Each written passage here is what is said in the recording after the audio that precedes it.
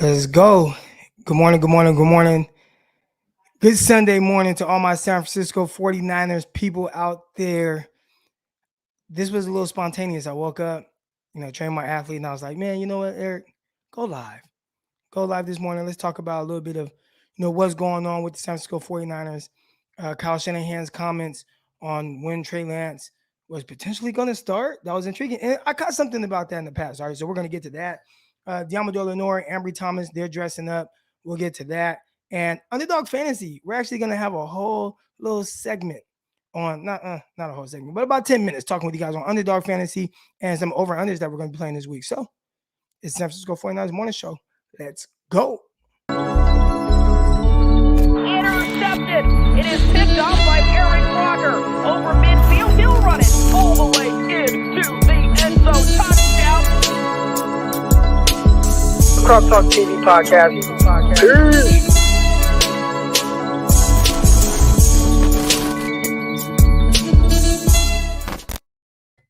Welcome to the San Francisco 49ers Morning Show. I am your host, former NFL and NFL defensive back, Eric Crocker.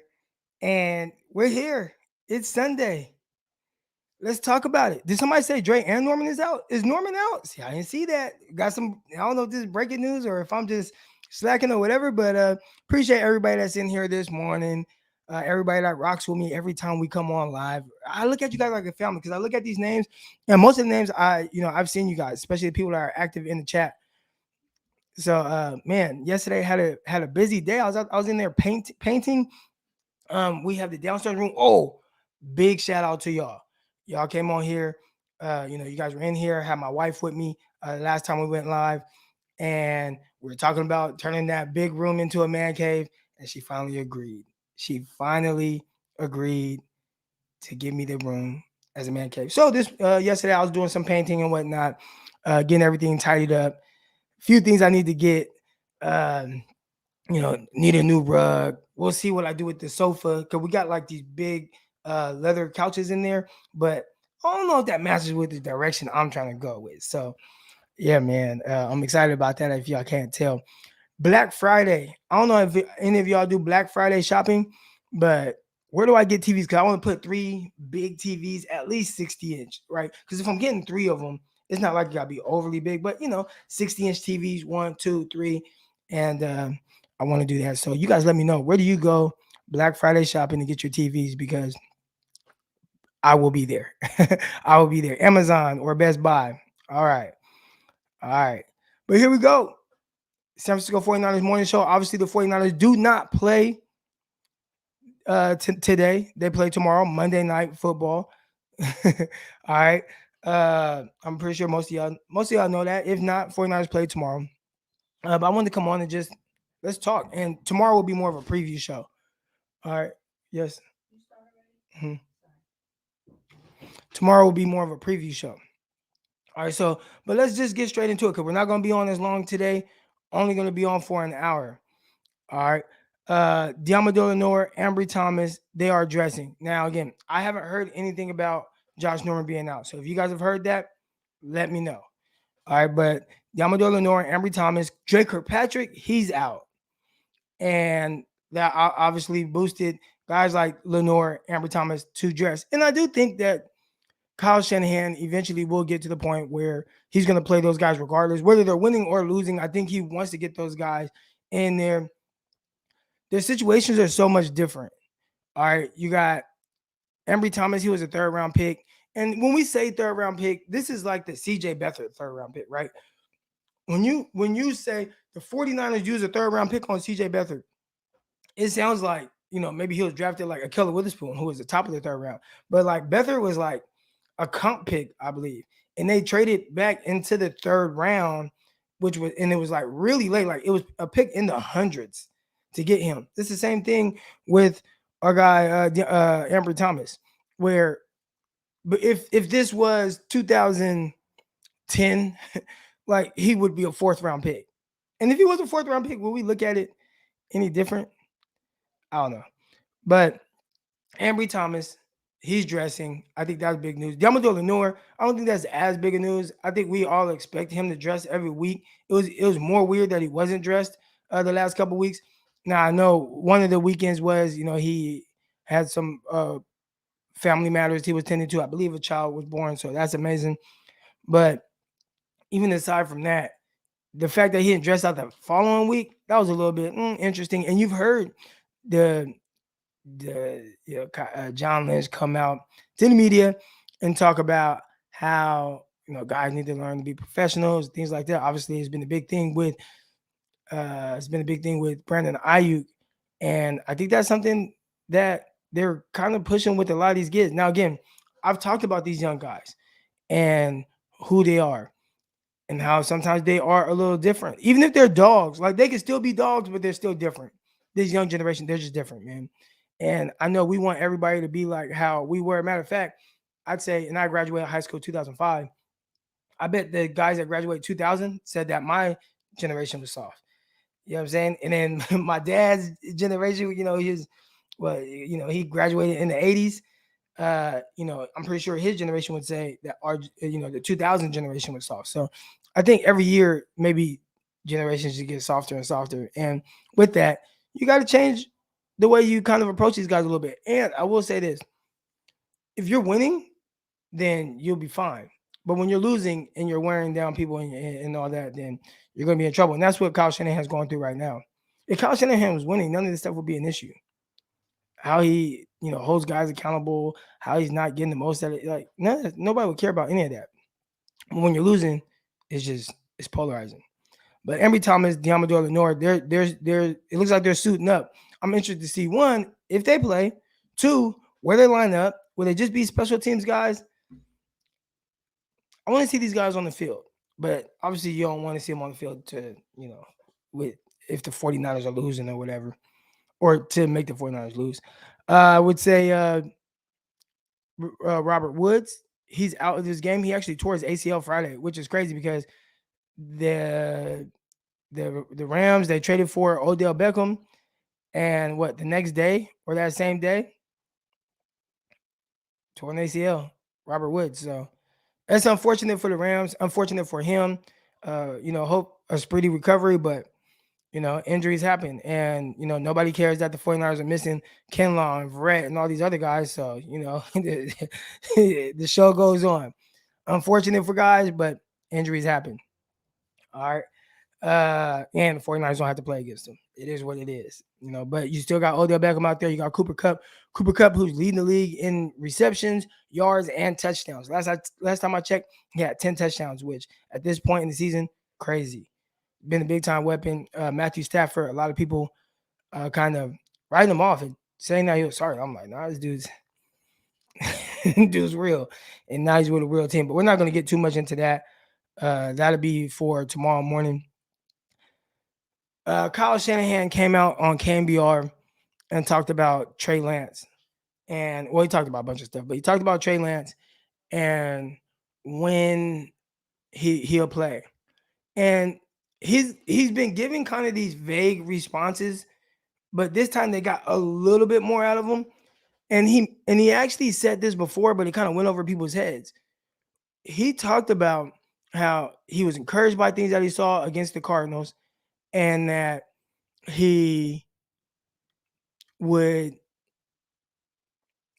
looking forward to potentially seeing him play against the Colts, and start. That's what it sounded like. Obviously, the knee sprain set things back. And I think at that point, once Jimmy Garoppolo was healthy enough to start, it was just all right, let Trey Lance get healthy, and then we'll just kind of let things play out for themselves again. But he was going to play. He was going to start Trey Lance against the Colts. And I said that on here, and I'm like, man, it seemed like something that's kind of gone over some people's heads. I think the biggest thing was, and maybe Trey Lance could have played, if Trey Lance was the only quarterback and now he's your veteran guy and all that, does he play against the Colts even with the knee sprain? I think so. But the fact that they didn't have to play him, I think that's the reason why he ended up sitting him. I think ultimately with where they're at right now, and you look at it, I think he's going to start soon. They just got to wait for Jimmy Garoppolo to slip up. That's what that is. The moment Jimmy slips up a little bit, Trey Lance will be in there. I mean, that's going to happen. the fact that he just came out again and kind of doubled down on that. I heard him say it before, and I'm like, man, that kind of went over people's heads. I had my guy Jason Aponte on here. He talked about it.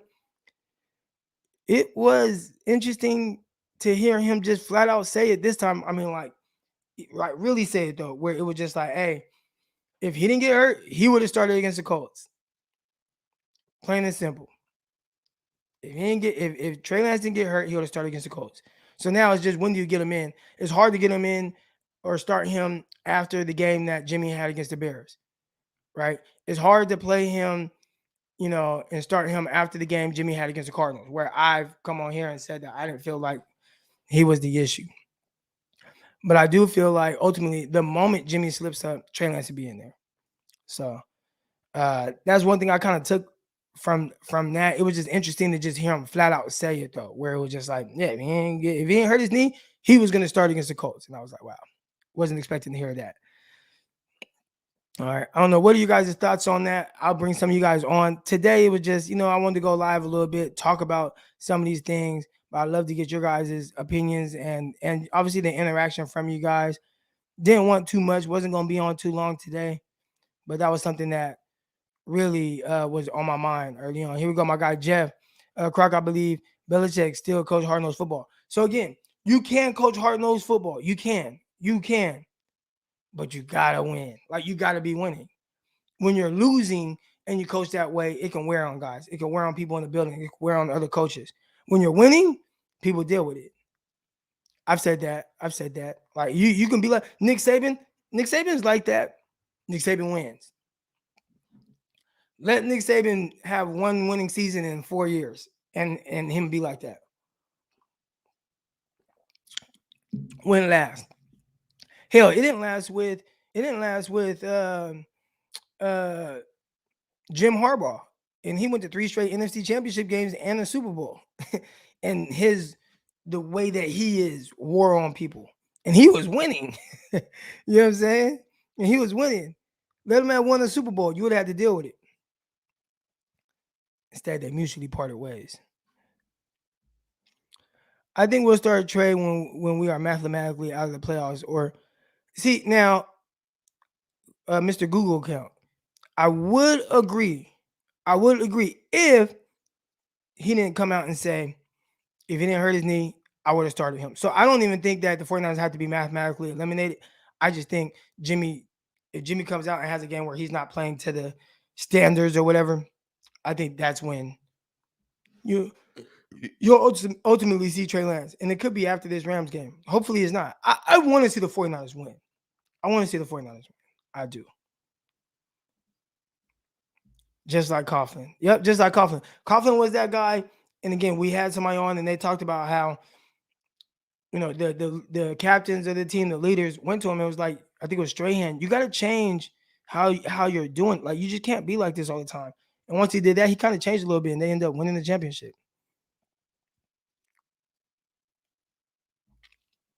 The Patriots way because a dynasty equals player respect and results. Exactly. And also, what I would say is when you have a quarterback that was as good in the league as Tom Brady for as long as he was, that can really mask a lot of things that are going on, it also doesn't matter, right? Like like the draft picks weren't perfect, right? Like who do they draft? Like who are the Patriots draft picks? Who are they bringing back? Like if you just isolate the Patriots and like don't think of wins or losses, but if you just look at their draft history, you would say they suck at drafting. You'd say like how people talk about John Lynch and like it's even worse over there. But when you have a quarterback that's that good, that's that great, it covers up a lot of stuff. It covers up misses in the draft. It covers up bad personnel decisions. It covers up if a coach is too much of a hard ass. Like those things don't matter when you have a great quarterback that is masking all that. And that's what Tom Brady did for a really long time. Here we go. Jimmy almost got benched in Chicago in front of his family. And that's something that a lot of people have said as well, right? Like they heard the interaction or the report about the interaction on the sideline between Jimmy Garoppolo and Kyle Shanahan, just saying it's simple stuff. Can you just do it? Ultimately, Trey Lance started warming up. and then Jimmy hit the 50-yard pass, and obviously, went on to play one in the second half. So, but yeah, that was almost Kyle. Kyle was almost at his breaking point at that time. Is it true the 49ers have 34 free agents at the end of the season? Yeah, I'm pretty sure that could be true, but I don't think that's typically that's most teams. Most teams have a bunch of free agents. There are a lot of guys on 1-year deals and things like that. Like obviously with the 49ers, some of them are starters. So it's like a little bit more polarizing. And really, it's really only on the defensive side of the ball. I think if you look at it, right, if you look at the 49ers and their free agents to be, who matters, right? Like not like that. I don't want to say it like that, but what free agent sticks out to you that moves the needle one way or the other for the 49ers? That's how you got to look at it. So I wouldn't look at it like, oh, they got 34 free agents. Yeah, well, Mohamed Sanu, he's going to be a free agent. Raheem Mostert, he'll be a free agent. Probably a Tom Compton. I mean, it's like a lot of players like that. Now you will have Verrett, you will have Tart, you will have Kawan Williams. Those will be free agents. Jimmy Ward, I thought Jimmy Ward had one more year. No? Jimmy don't got one more year? Let's check it. Look. I thought Jimmy Ward had one more year. Let's look at his contract real quick. Jimmy Ward contract. If Jimmy Ward is a free agent, that's definitely something where you wanna, let's see. He's signed. He's signed. Jimmy's not a free agent. And the way his contract is, it looks kind of, I don't want to say weird, but it looks like he's under contract through 2025. Am I looking at the right person? Jimmy Ward, yeah. Because it only said 3 years extension. No, it's not through 25. I don't know what this is. But anyways, he's for sure here next year. 2022. His cap number is high. That's for sure. His 2022 cap hit is pretty high. His base salary is what, 8-9 million. He got good little bonuses and things like that. He gonna make some money, but he's here that year. Okay, it's the next 3 years with his voice. So yeah, Jimmy Ward has another year. So he ain't no free agent. But yeah, no, there are a lot of guys where I think we just hit a number 34 free agents. I think most teams deal with a good amount of free agents, and it just matters like who moves the needle.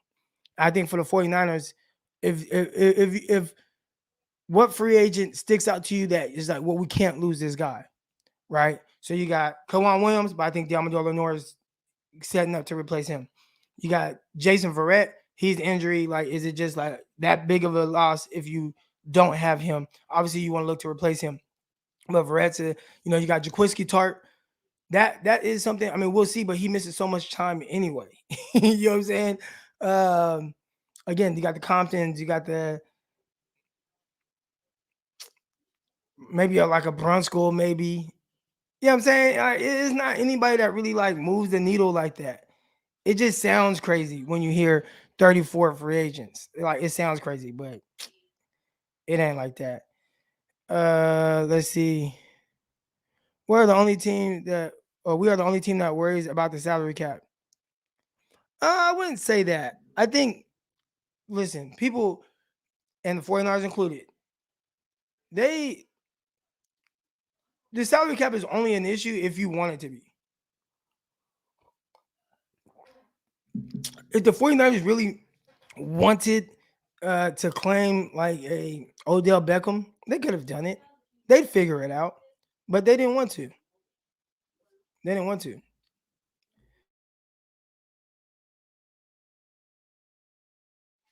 But yeah, Lenoir will be better.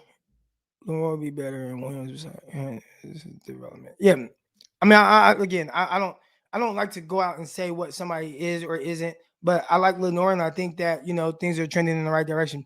I've been going back and forth with somebody on like in my YouTube comments, and he's been telling me about how I just don't see it with Trey Lance and this and that. Listen, y'all would never hear me say like Trey Lance is a can't miss prospect or like he's a hit or this and that. I say the same thing I say with any of these other guys. Like, I don't know what they are.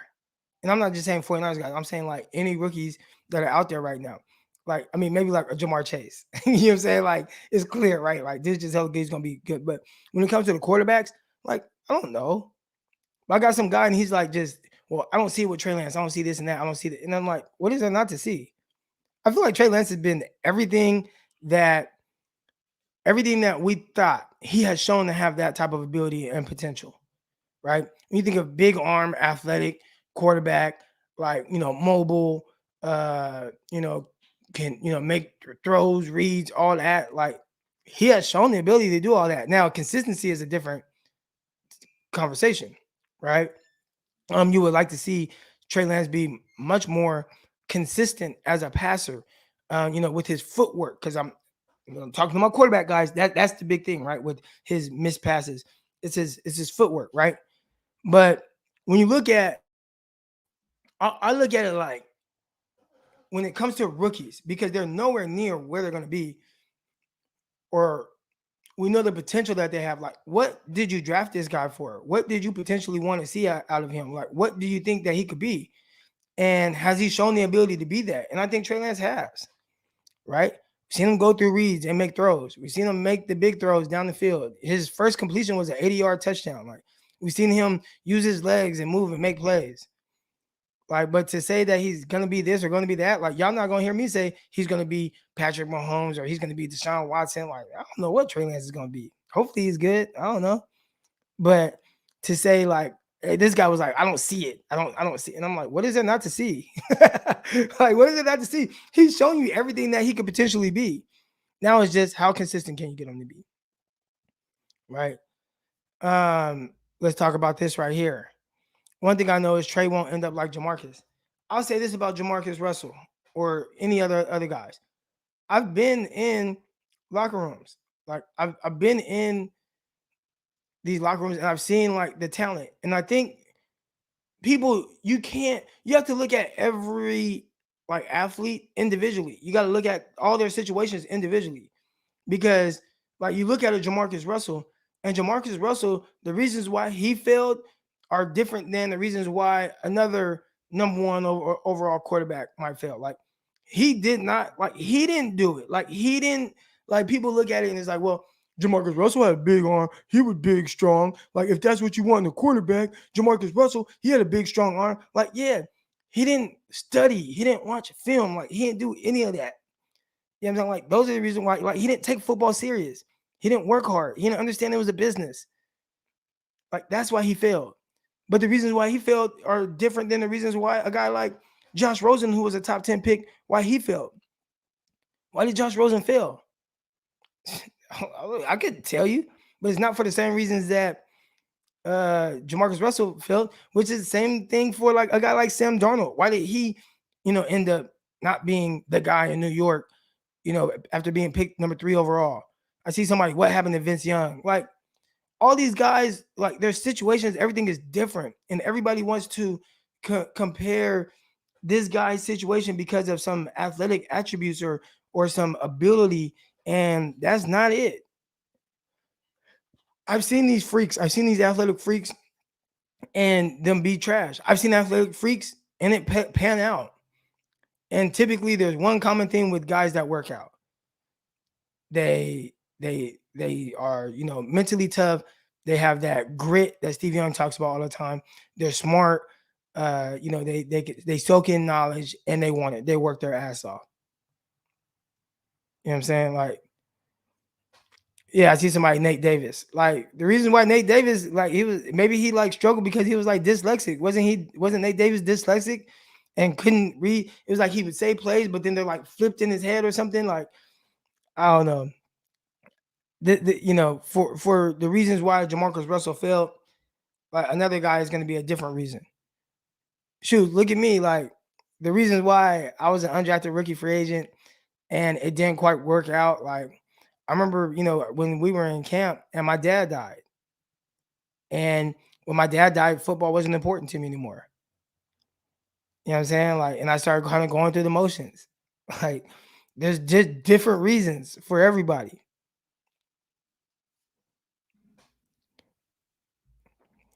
Croc, is Kyle the right coach for Trey?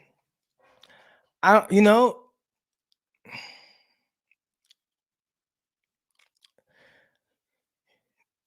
right now history shows no, right? And when I say no, this is a tough question to answer clearly. I look at it from two way. Like I think like with the offensive minded coach that Kyle Shanahan is, yes, he is the right person for him. My issue with Kyle Shanahan is his handling of younger guys. And it seems like that's something that he struggles with. He doesn't handle them. I mean, even RG3, with how they handled RG3.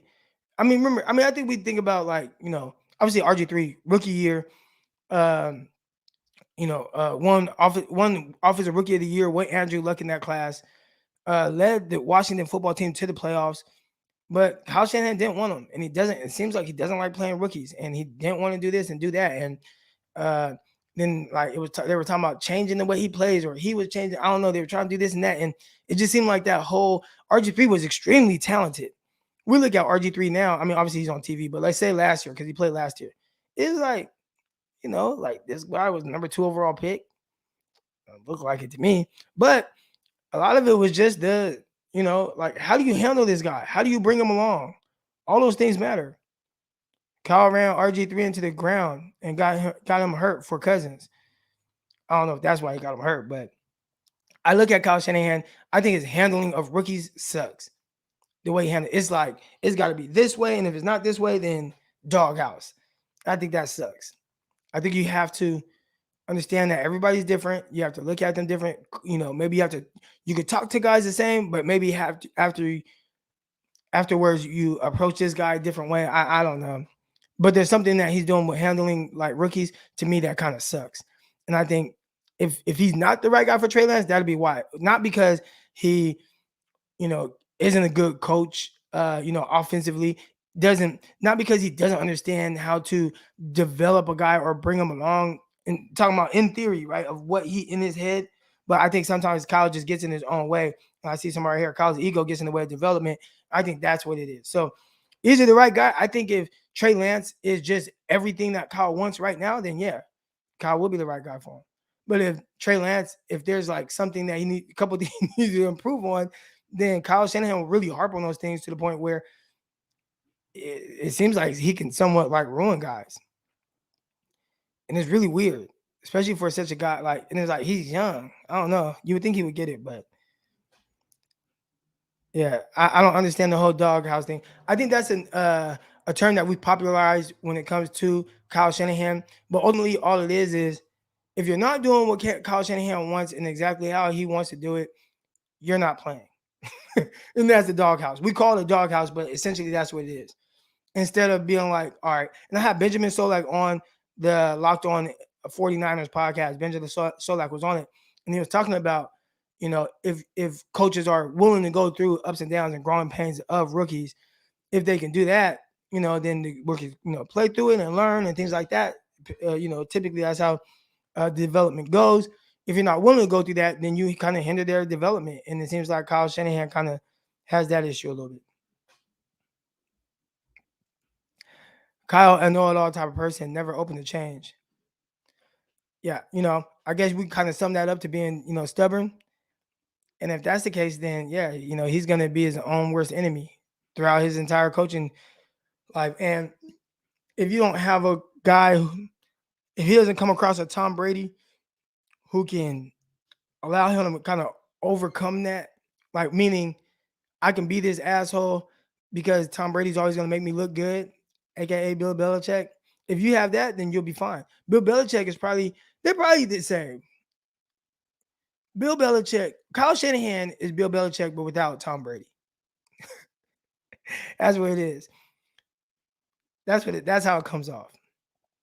Kyle Shanahan is Bill Belichick without Tom Brady. And if you don't have Tom Brady, then stuff starts getting really weird.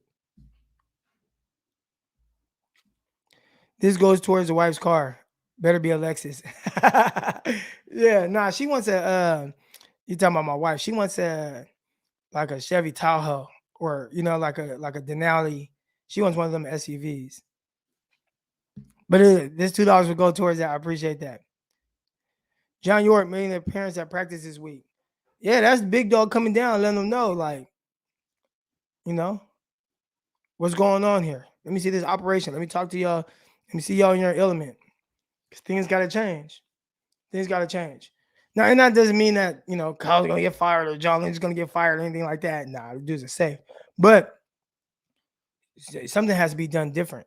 What are you guys doing? What are you seeing? What's up with this kid? What's up with the quarterback? Why is he not playing? Okay, what is it that y'all would like to see him do better? Oh, he would be playing if he didn't sprain his knee. Oh, okay. Just want to know. Yeah, John York down there checking in. Do you think York is too soft to make a front office change? No. Jed York fired Tom Sula after 1 year, fired Chip Kelly after 1 year. He is liable to.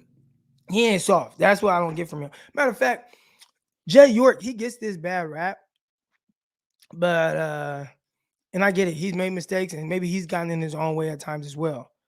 But I've always commended him for really, even though, okay, we all make mistakes, right? And the Jim Harbaugh thing, obviously I don't know the details of the Jim Harbaugh thing, but it seemed like a very toxic situation. It did, between Jim Harbaugh, Trent Baalke, like Jed York, the reports about John Lynch.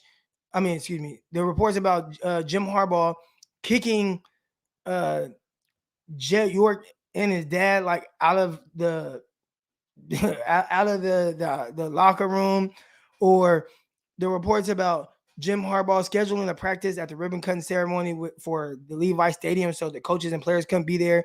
Like, it seemed like, and again, I don't know what's true, what's not, but it seemed like a lot of toxic thing was going on. So the fact that ultimately Jim Harbaugh was fired, like, it shouldn't come to a surprise. Like, yes, it's unfortunate because he was such a good coach, right? Got a lot. He was weird and quirky. I got homies that played for him. He was a little different. All right, talking about Jim Harbaugh, definitely different. The way they his motivational tactics and his speeches and things like that, they tell me he was different, in a like kind of weird. All right, but I could see why he got fired. Everybody acts like it's just like he's like just a victim.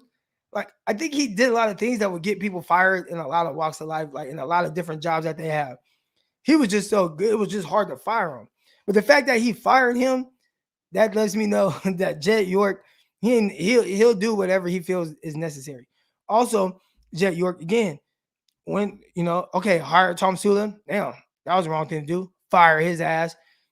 Okay, let me hire Chip Kelly. Try to get Mike Shanahan. Remember, it was between Mike Shanahan and Chip Kelly. Got Chip Kelly. Dude's weird. Not good. Fired his ass. So, nah, he ain't soft.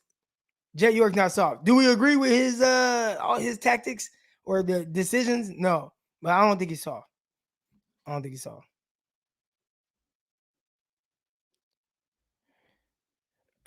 Here we go. Where was it at? I just saw about Steve Young, not Steve Young, Jeff Garcia and Terrell Owens. Damn, I don't know where it went. Anyway, Jeff Garcia and Terrell Owens, I saw that. And was it about being a coach? Because, oh, here we go. Jeff Garcia, a coach, and T.O.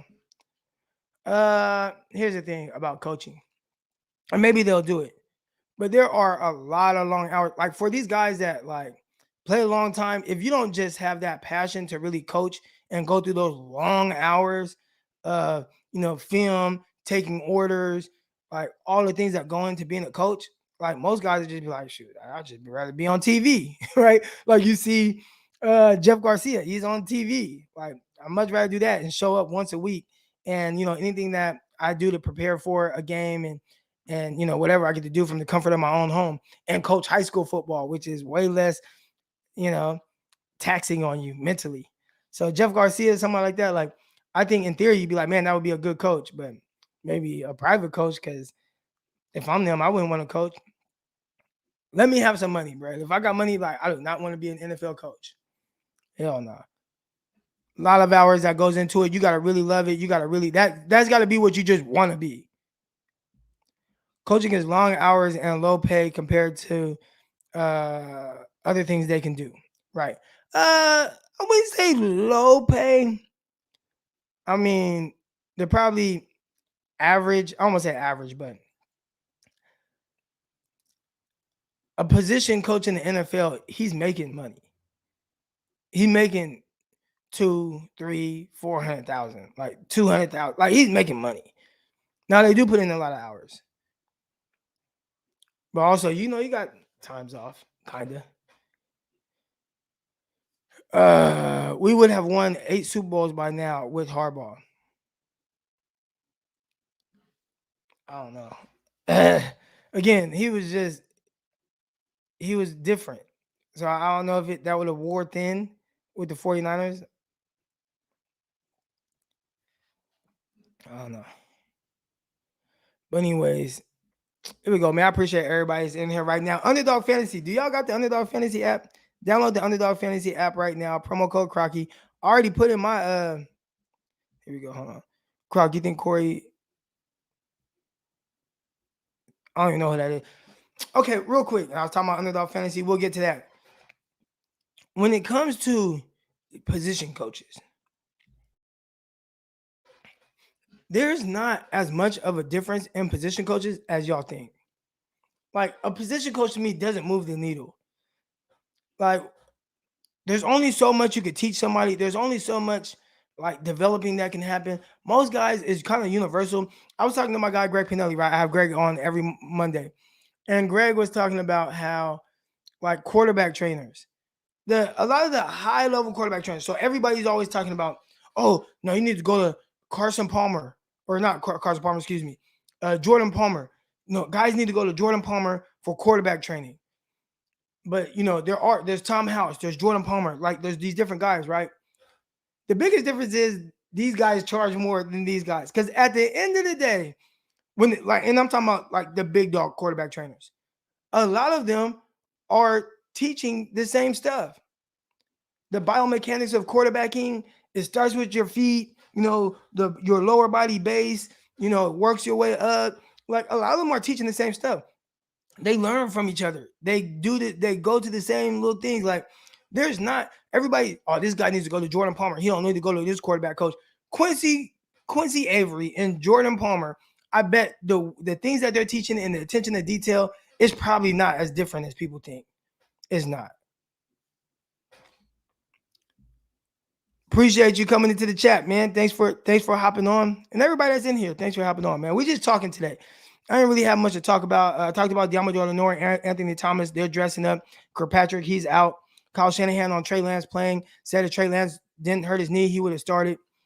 Now, here's the thing. All right. Steve Spagnuolo. Or let's use Scangarillo, right? He's the 49ers quarterback coach right now. Scangarillo, there's a difference. There is a difference between a Jordan Palmer, Quincy Avery, and Scangarillo, right? Scangarillo, he's a quarterback coach. Quincy Avery, Jordan Palmer, quarterback trainers. Tom House, quarterback trainers, right?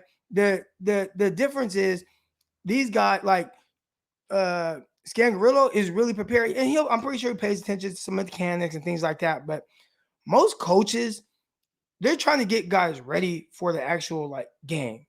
There's not a whole lot of development that goes into like these NFL guys. Not as much as you guys think. There's not a whole lot of like I think a lot of fans think rookies show up and they get there and okay, the defensive back coach on this NFL team is going to develop this guy. Their job is really to just, okay, you have all this talent, you have this ability. Okay, they'll point out little things here and there, but it's like, I need you to understand that when we go fire zone and you have trips to this side, then this is your responsibility. But if your motion's over here, then it changes to this. And do you know what your responsibility? Like that's what like the DB coach's responsibility is. Now they might point out something, hey, feet a little whatever here, or little things, but they're not really like trainers. A lot of the development from rookies happens in the offseason. Not even just rookies. I mean, just people in general. The development of NFL players happens in the off season. Happens in the off season. Everybody thinks it's the. So when you look at like a lot of these coaches and people think, oh, the defensive back coach, like, does he suck? Or the the receiver coach or whatever. There's only so much. Like there's not. They'll go through little drills, but they do indies. Everybody does indies. At the end of the day, Wes Walker is there to kind of offer, uh, hey man, like you could try this doing this instead of this. Hey, you could maybe dip your shoulder here and there. Hey, hey, you need to run this route at this depth. The quarterback is waiting for you here. Like it's more of that. It ain't like, hey, you're a receiver and I need to teach you how to run routes. Like, no, they're not really teaching running routes at the NFL level. Not like that. When do you learn that? In the offseason with your coach, with your trainers. And most trainers aren't hella different. Some of them find different ways for you to get it and figure it out. I've seen my guy Derek Graves, right? So my guy Derek Graves, he's from Stockton, California. He learns a lot of his stuff from Doug Williams. They teach a lot of the same things. D Graves learns from Doug.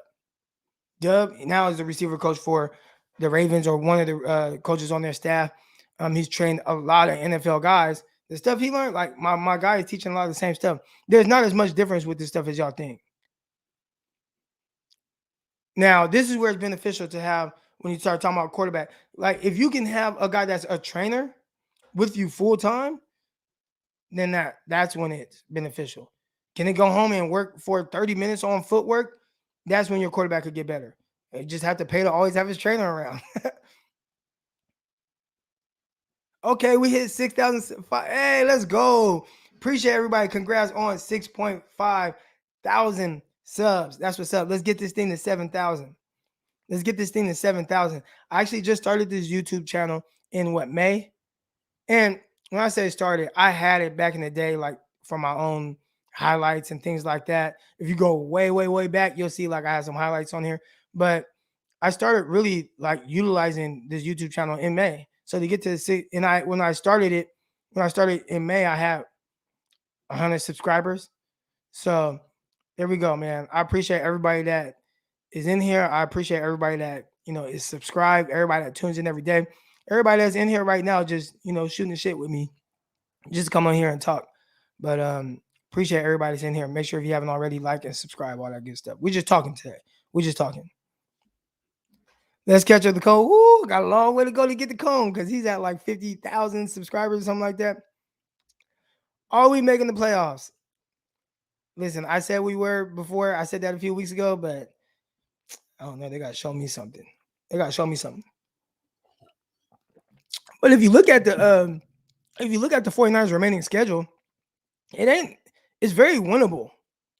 It's not like it's like you got the Jaguars, you got the Bengals, you got the Falcons, you got Seahawks again. I mean, you have teams you can't beat. Like, it's not far-fetched that the 49ers make the playoffs. I wouldn't bet on it just because they haven't been playing playoff football.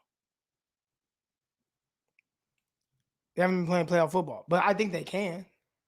They can. The schedule is favorable down the stretch. Yeah. But yeah.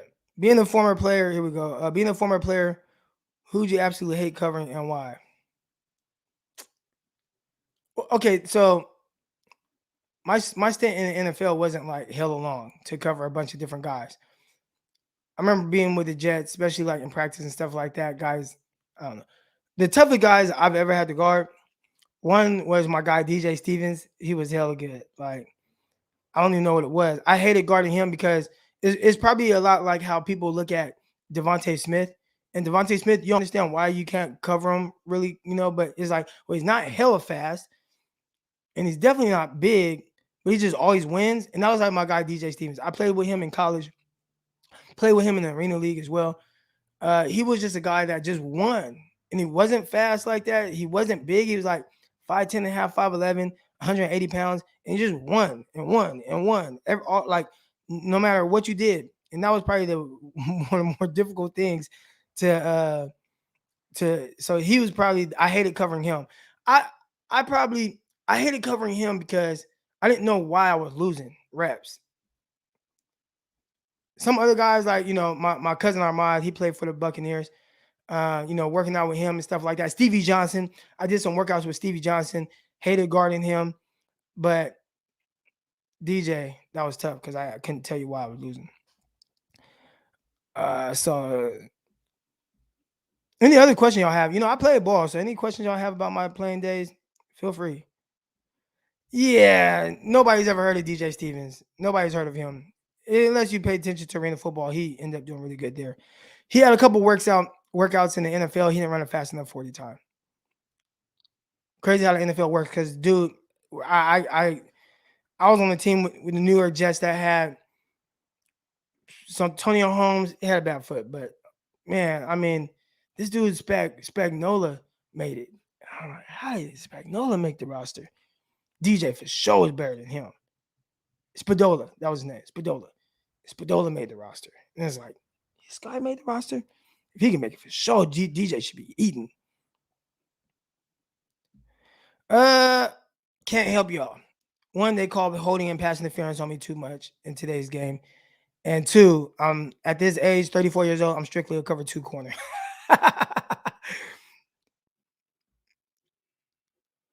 I saw somebody earlier. Dang, you guys be in here. So let's see it. All right, here we go.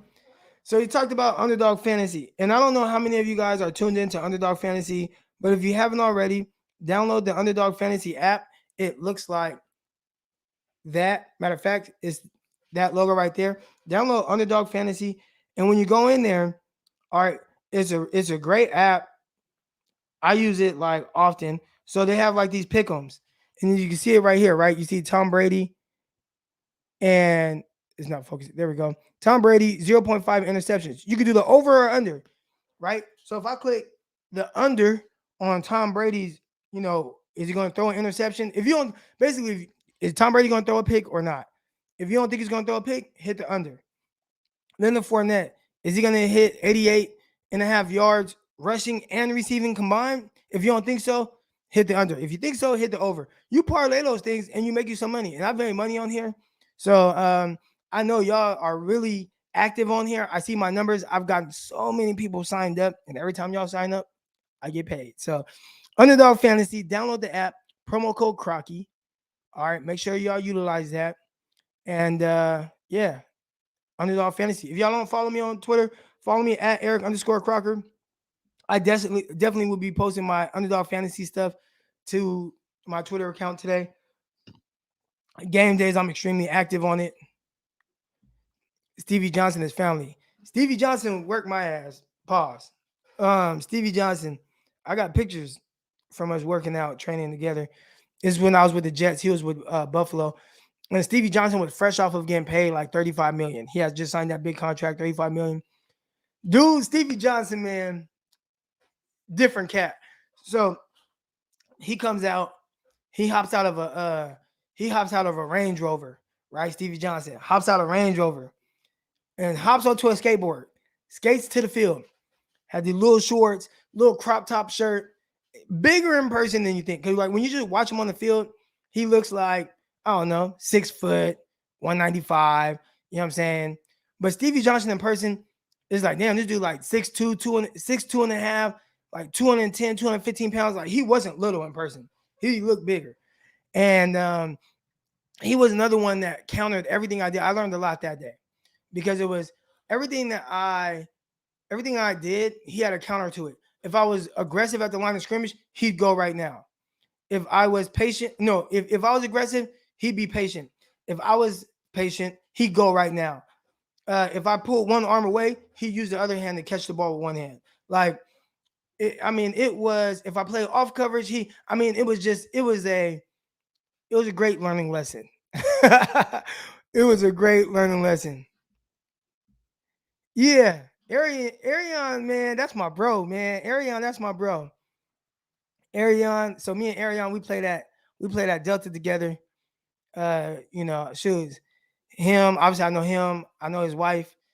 I was cool with his wife. I think I was cool with his wife before Arion was. Rosa. I was cool with Rosa before. Yeah. Rosa was friends with my son's mom, with my baby mama. So I knew Rosa. But yeah, Arion, that's my dog. That's my dog. Birdman. I call him Birdman. But I know Arion. He tight with his cousin Jason Verrett. So when Verrett was signing with the 49ers, Arion told me. So I knew a couple days prior to any news about Verrett or anything with the Niners or whatever, I knew he was signing with the Niners because Arion had texted me. And Arion's a Raider fan, so he was a little upset about it. But all the fam was there, representing him and everything like that. So give us some predictions. What predictions y'all want to know? Appreciate you, Chris, with the contribution. What predictions y'all want to know? Why don't you hold York accountable? Why do you only talk about the players and coaches? Yeah. Ultimately, it starts at the top.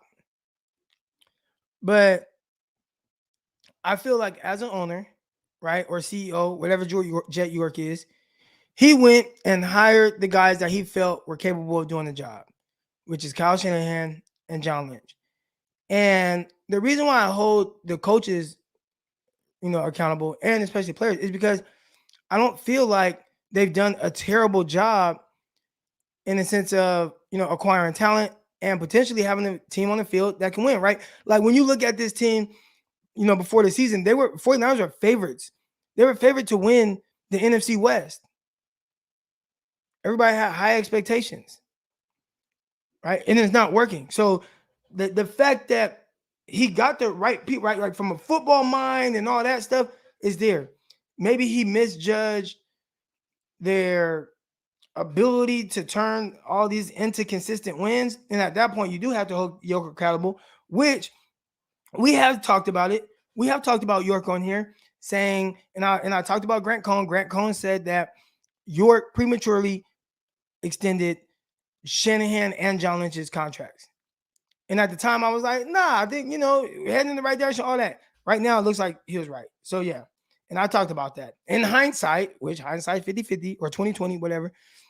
In hindsight, that was a terrible decision by Jed York because now he's locked into Shanahan. I'll hold him accountable for that. For sure. For sure.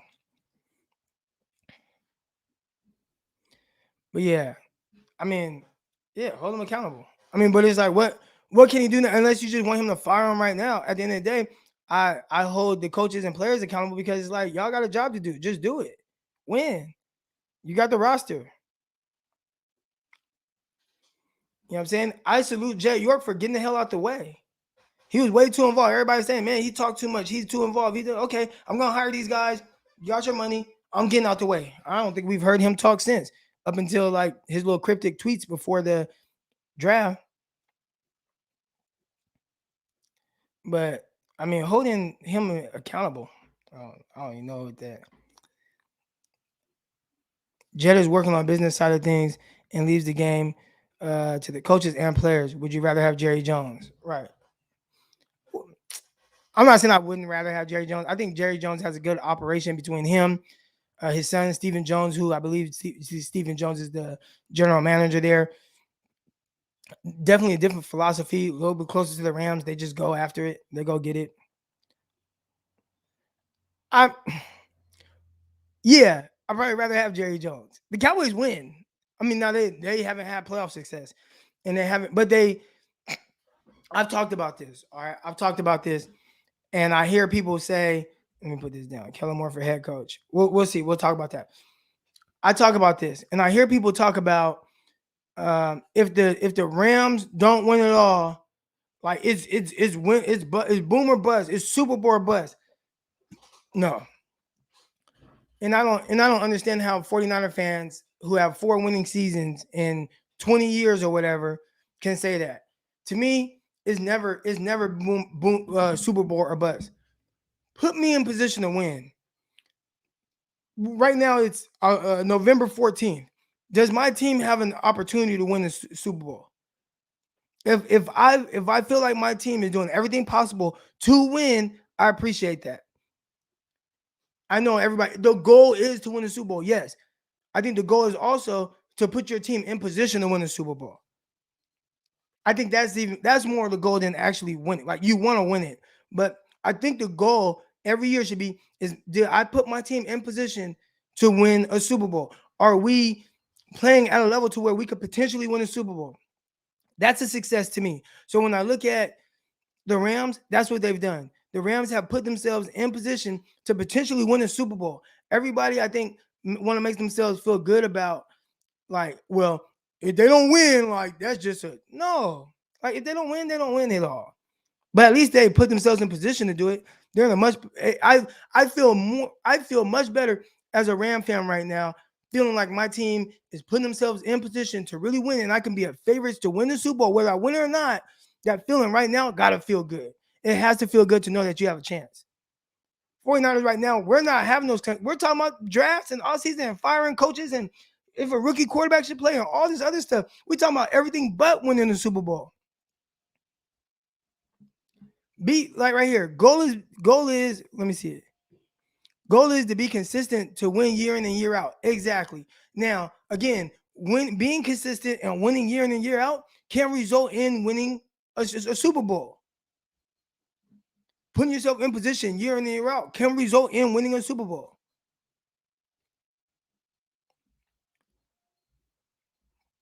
Got a contribution right here. LA versus San Francisco, Cleveland. Okay, here we go.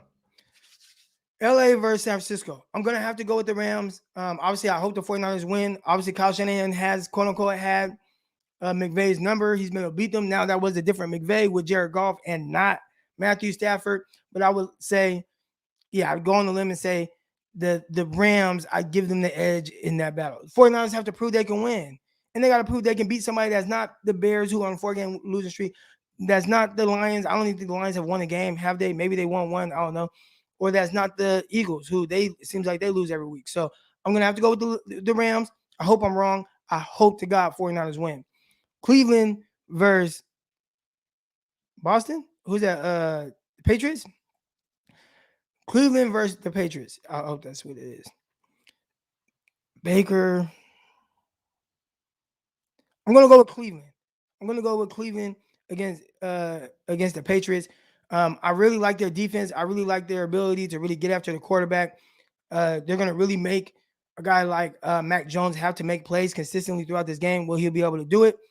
Because he's a rookie, I'm going to say no, but not because I don't think, I think that Mac Jones is good, but I think that defense could be a little too much. I'm going to lean with Cleveland. So I'm going to go Cleveland. Minnesota against LA Chargers.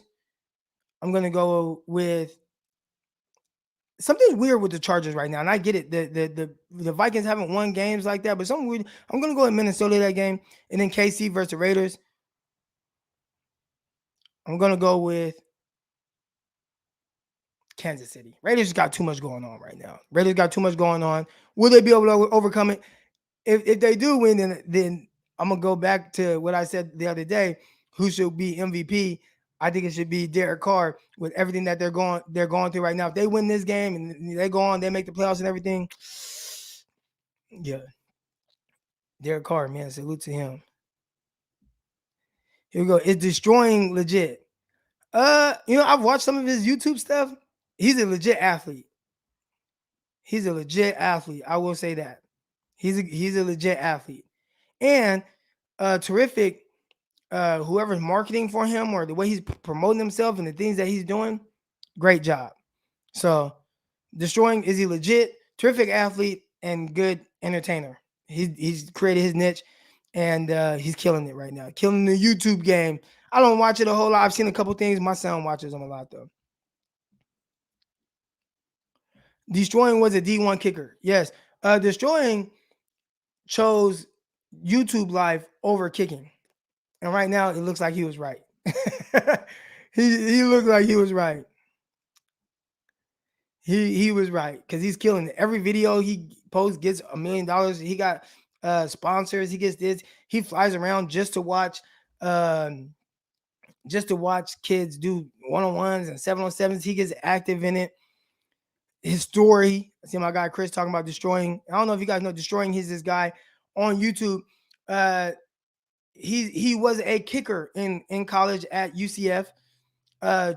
He couldn't continue to do his YouTube stuff because of the monetizing thing, which now he'd be able to do it. But back then he wasn't able to do it. So he had to choose: do I want to be a kicker at UCF Division One or YouTube? And he chose YouTube, and he bet on himself. And I think that was the right decision. That's as far as his story as I know. I'm not sure about his early childhood or anything like that, but everything he does now, he does a really good job of promoting himself.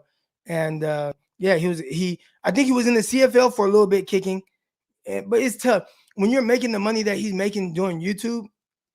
It's got to be hard to go be kicking in the CFL for $60,000.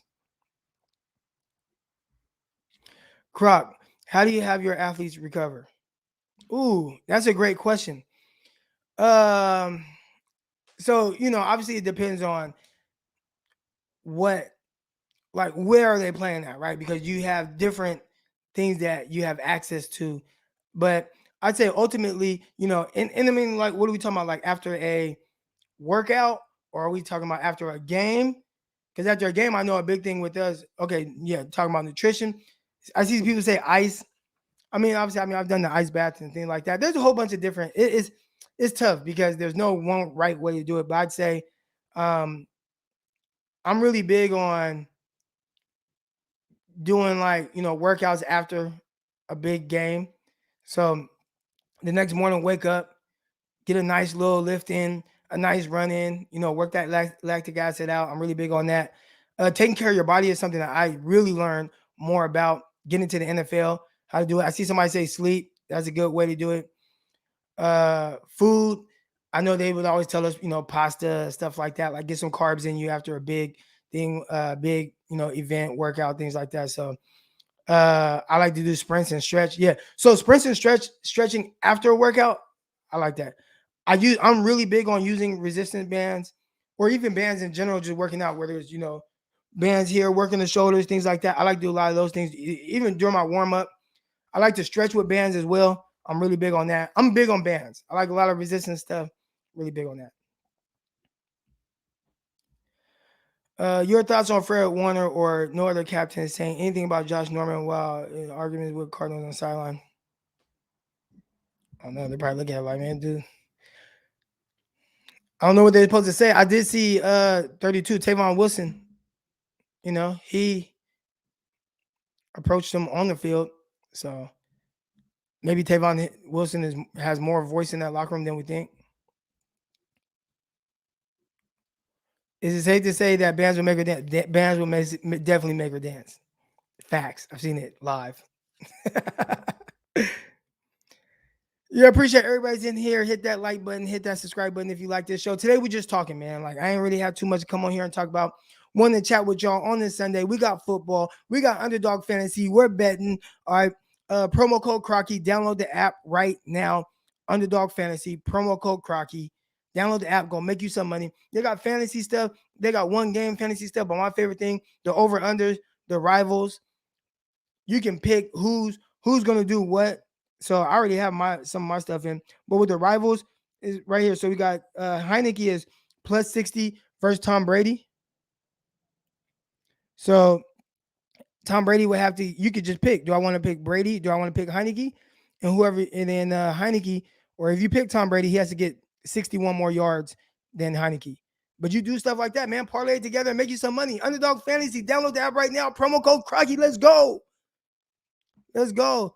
I know, hey, it's tough not having 49er football today. Demo needs to start in time. He gonna get there. He gonna get there, man. He gonna get there. He's gonna get there. Say he's gonna get there. Next year's his year for sure. We getting to win. Mike White starting is shut out. Hold on. Oh, we got Jets in here. What's up, Jet Gang? All right. We getting the win. Mike White starting. So, man, hey, Jet Gang, I would like to know, like, what are your thoughts on, Mike White, Zach Wilson? So you got Zach Wilson as your picture, but you're like, hey, Mike White starting, so we're winning.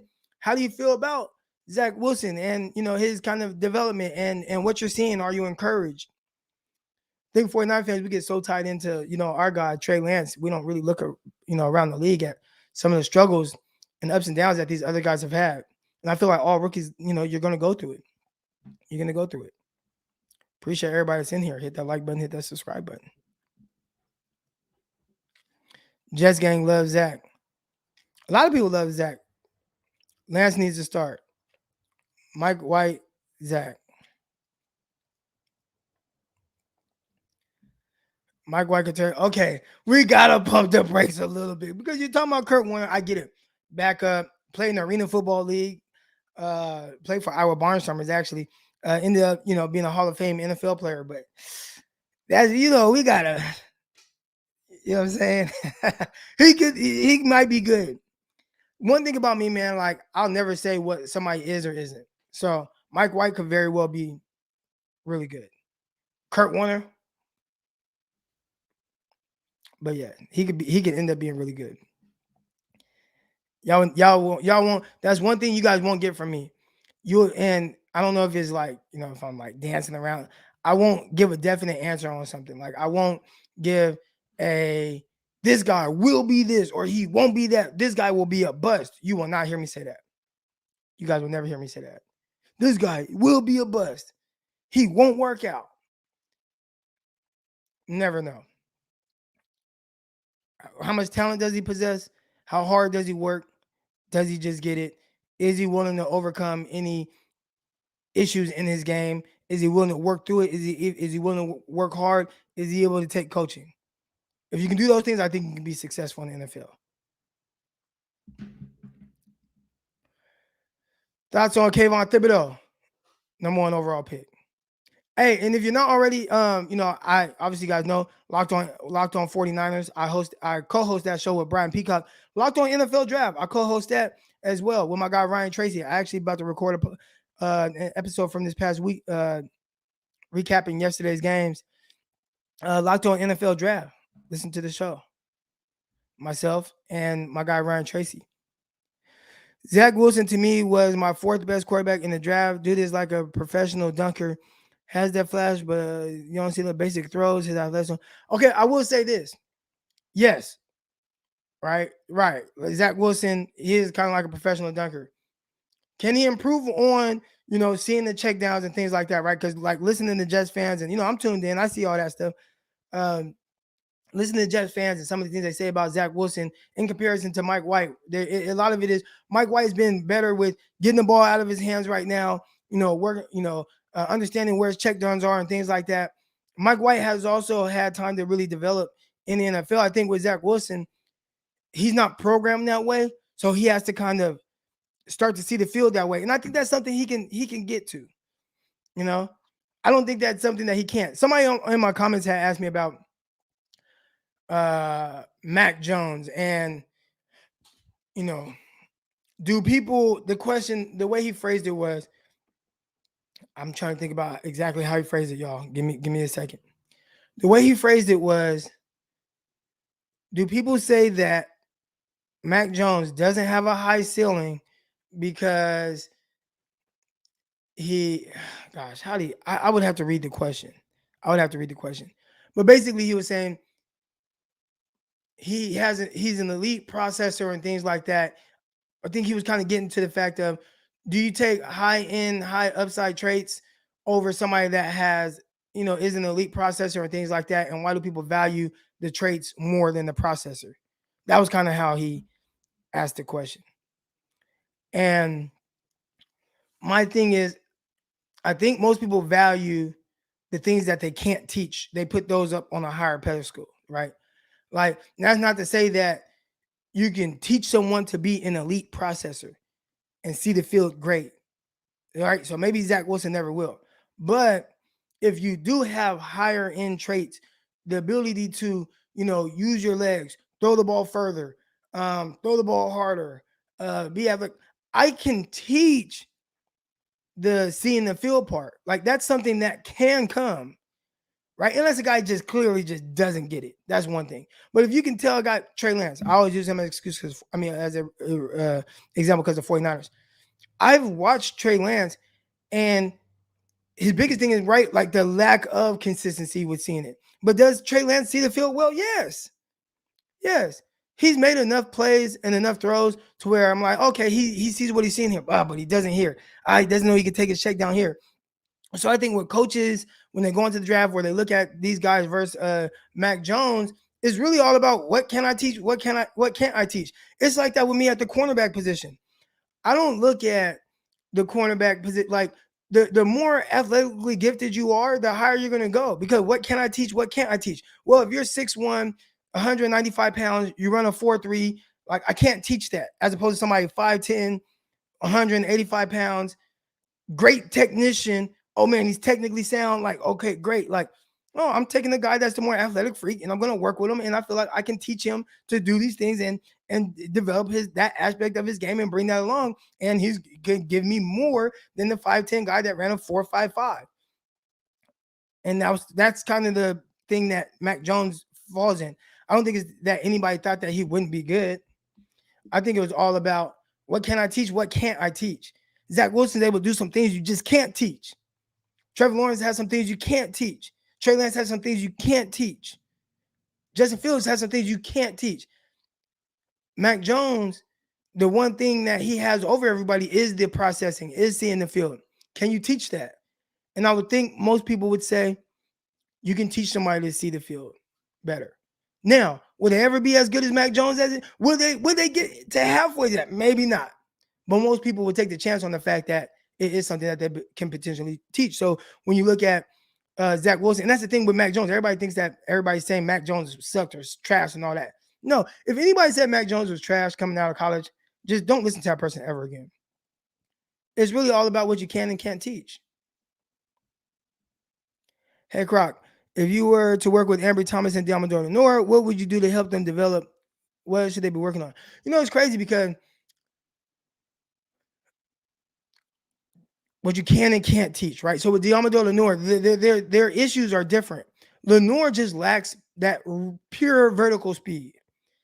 If Lenoir ran a 4.4 flat, combine 4.4, not pro day, because pro days, we'll see, because he looks more like a 4.5 guy. If Lenoir ran a 4.4 flat, wouldn't be having these issues. He'd be a legit outside corner. He'd be probably one of the better corners on the 49ers right now. He doesn't though. And his biggest thing is he can be a liability vertically. I think aside from that, I think, from a technical standpoint, how he challenges receivers, I think he does all that terrific. But he can potentially be a liability vertically, right? So I don't, I would just work on him. I don't know. Like, again, it's just different. I think underneath he's good. Like, he has good feet. I thought in college he motored out a little too much, creating a little bit too much space at times for receivers. I thought he's gotten better at that since being in the NFL. With Ambry Thomas is different because he does have the vertical speed. With me, it would be challenging his movement skills. You know who Ambry Thomas needs to see? Ambry Thomas needs to see Footwork King. All right, Footwork King is the master at challenging guys' movement skills and ability. He is terrific at that. Just challenging like the things that, like, having to improve on movements that you don't think you need to, like, you don't even think about. Because me, I'm more of just like pure technician, right? At the line of scrimmage, inch out, or feet before hands, what hand to shoot, getting in phase, where eyes should be. If you're out of phase, like, I work those things, and I work to create really good habits from a pure cornerback perspective. And I work drills that do those things. Footwork King isn't so much that. He is more of a movement skill guy. And Ambry Thomas, I think that's where he needs to improve the most. Really just getting more fluid with his movements and challenging himself from a movement standpoint, the hips and all that. That's where Ambry Thomas can improve. So I would tell Ambry Thomas, go get with Footwork King. Deommodore Lenoir, go get with a speed coach, and we'll see if he can just increase your vertical speed, because I see just this lack of that next step, right? And I saw this in the first preseason game with Kansas City Chiefs, where he did a good job of being in position to make a play on the ball. But I also noticed that he's really kind of struggling a little bit to get his head around. And what that told me was it might be a step off, just a step slow. Like, he did a good job of playing through the hands, playing all that. Okay, I know I'm in position. I don't have him controlling me. Play through the hands, break the ball up. He did a good job of doing that. But I also noticed he has to always play like that, which let me know he might just be more of a nickel. And if he is, that's fine. I think he's profiled as a terrific nickel. Terrific nickel. I think he could be a really good nickel. Really good.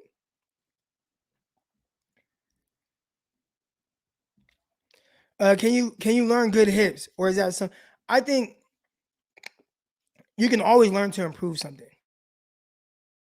You can learn to improve the hips, but everybody kind of has like their max. Some people just have looser hips than others,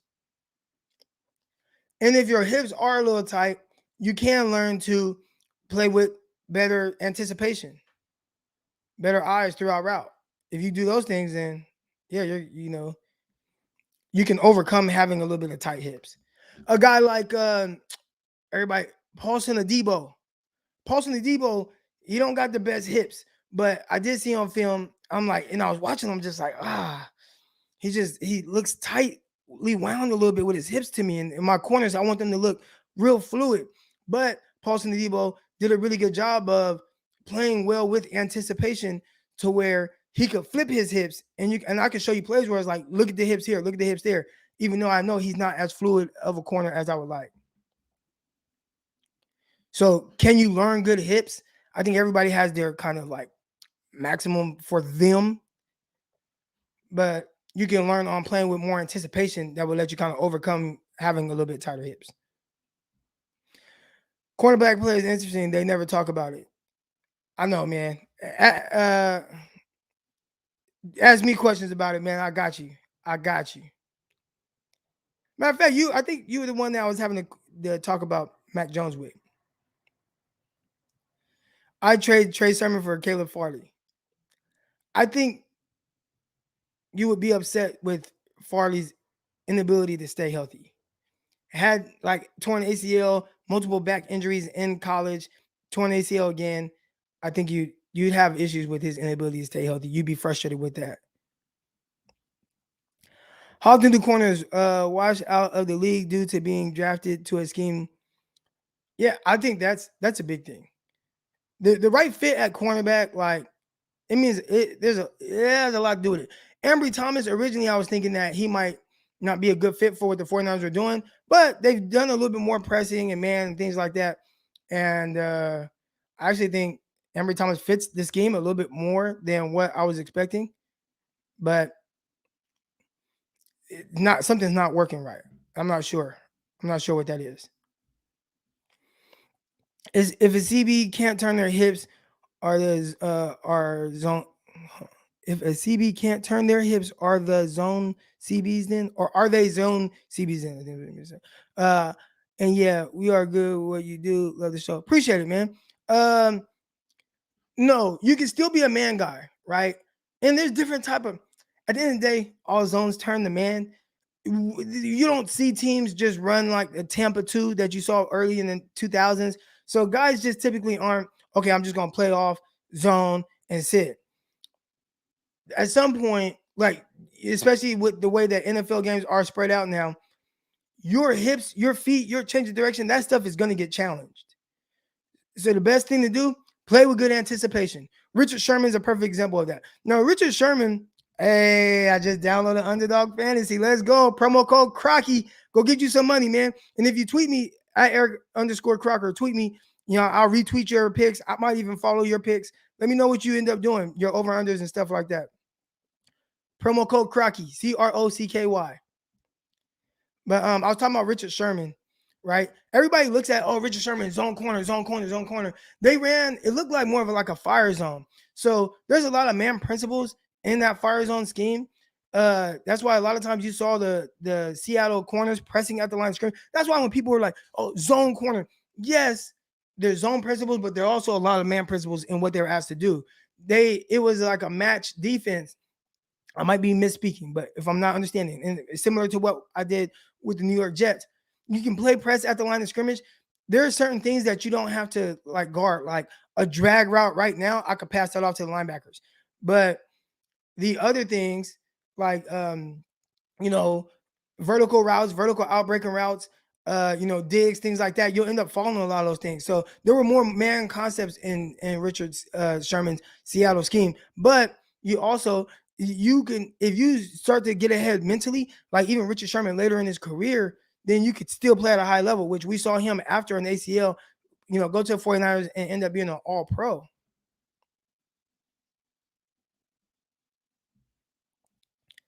When you evaluate a corner for the draft, what 3 traits do you look for most?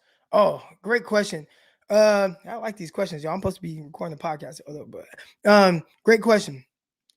One, the first thing I look for is fluidity. Like I want to see like how fluid of an athlete is he. That's the first thing I look for. The second thing is vertical speed, right? And I don't care about the 40 number. I want to see how well do you cover the vertical pushing routes, right? Is he struggling to keep up? Is he fighting, right? When I talk about Deommodore Lenoir, I thought he was fighting to keep up with guys vertically. It wasn't bad, but I just was like, it's not as just natural vertically as I would like. But that's the second thing I'm looking for. So that pure vertical speed to cover the vertical routes. And then I'll start to look at just change of like fluidity goes in the change of direction. Mindset. That would be the last thing. Which I mean, those 3 things all tie into me like right away. I diagnose those things right away. So mindset, is he hustling away from the ball? How is he covering away from the ball? Is he chippy? I like guys that are chippy after plays. That's why I was really high on like JC Horn. So mindset, toughness, I look for that. But obviously it's tough to get all 3 of those things. A guy that is extremely fluid, great vertical speed, great, mindset, toughness, chippy, all that. So you start to prioritize what a guy does more consistently than others. And then obviously like technique, but with technique, again, I think that's something that I can teach that. Now, if I have guys even and this guy's technique is just consistently better, then obviously I'll put the guy with the better technique over. Appreciate the contribution. Croc, would it benefit players to enter the NFL when they are older? Wasn't Patrick Willis a little bit older when he entered the league? Older players are physically and mentally tougher and developed. Yeah, but just the way it's going, I don't think that's gonna be the case. I don't think that's gonna be the case. I think with all of us, right? Like if you think about, who you were when you were younger and the things that you learned along the way, how much better that would make you. And I think some of these guys, they're entering the league at, Trey Lance, when he got drafted, he was 20 years old. That's hella young. Like, what were you doing at 20 years old? Think about that. And now, what were you doing at 20 years old? And then somebody handing you millions of dollars, right? Now think about that. I'm 20 years old and somebody just hands me $15 million, $20 million. That's what these top draft picks are getting. Like, think about that. So I do think, if you're 22, 23 years old, entering the league, you're a little bit more prepared. A little bit more, but you're still young.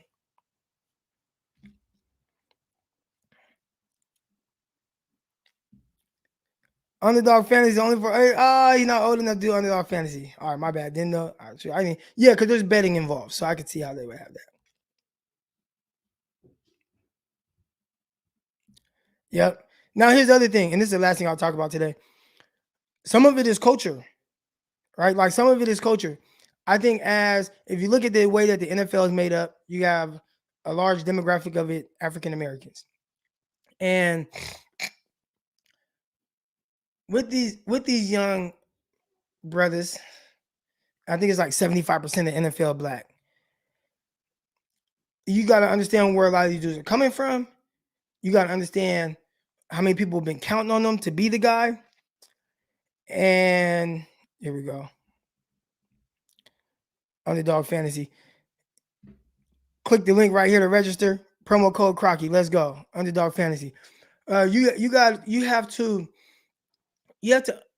understand where these guys are coming from, and like a lot of them haven't been taught anything, right? A lot of them haven't been taught any financial literacy. A lot of them ain't never really had none. And these guys, they come into the league, and then all of a sudden you give them a bunch of money, and people are pulling on them different ways. And these dudes are young, 20 years old, 21 years old, 22 years old. Mac Jones was getting a DUI at 19, and Lance was having the best QB season ever at the FCS level. Right. You know what I'm saying? Now, and again, that's not to say that, hey, everybody, when it comes to DUIs, some of these guys, I mean, it's a bad decision. Like, I don't want to say that Mac Jones was any more or less mature, because I mean, I know adults that, I don't, that's a sticky one. But I get what you're saying. And big shout out to Trey Lance. He was extremely focused. I think that's one of the things that they really liked about him. If I had the physical gifts to play ball, I'd get an education first. I think that's yes, right? Get an education, and we want to preach that. But you got to understand too, a lot of these dudes, what they're coming from, like football has been their first everything. And if they don't have parents, and again, like if you ain't really never been to these hoods like that, a lot of them don't really have positive influences. So who's really telling this kid? Maybe a teacher, but it's like, teacher, you telling me get an education, go to college. First of all, I'm the man on my Pop Warner team. I'm the man on my high school team. My cousin, my uncle's selling dope. You know what I'm saying? My cousins, gang banging. Like, who's telling this kid, hey, education first? That's really an impact and influential for him. You know what I'm saying? Like that's tough. And more kids than not are coming from those type of environments. And a lot of times their parents don't know nothing about having a real education. I've seen it. I've been around it. You know what I'm saying? I didn't really have nobody like that. Everybody around me was gang banging, was cripping. Everybody, all my homies. You know what I'm saying? So it's tough. I've made decisions. I've done things that I don't, that I don't, I'm not happy about. But when you grow up in that type of, environment and things like that, sometimes it's like, well, this is just what I know. Just like it is for somebody that grows up and their parents are harping on grades and they just grow up getting good grades. Right. Here we go. Sometimes football is their only option. I'll say this, Chris. Football is never your only option, but yes, I agree that sometimes football is their only option in the sense of how they've been conditioned to think, how they've been programmed from how they've grown up. Football does turn into like, this is my way out. This is my option. Like, this is it. And it sucks. It sucks that they're like that. And I hope that I can be some sense of getting some of these kids on the right track, man. But I appreciate everybody that's in here today, man. Shout out to everybody that, contributed. Promo code Crocky on the Underdog Fantasy. Download the Underdog Fantasy app right now. Promo code Crocky, all that good stuff. Go get you some money. I'm for sure going to make my money today. But tomorrow morning, I'll be right back with y'all. 6:30 a.m. Pacific, 9:30 a.m. Eastern Time. San Francisco 49ers Morning Show. I'm out. Let's go. Intercepted. It is picked off by Aaron Rodgers. Over midfield, he'll run it all the way into the end zone. Touchdown. Cross Talk TV podcast. Peace.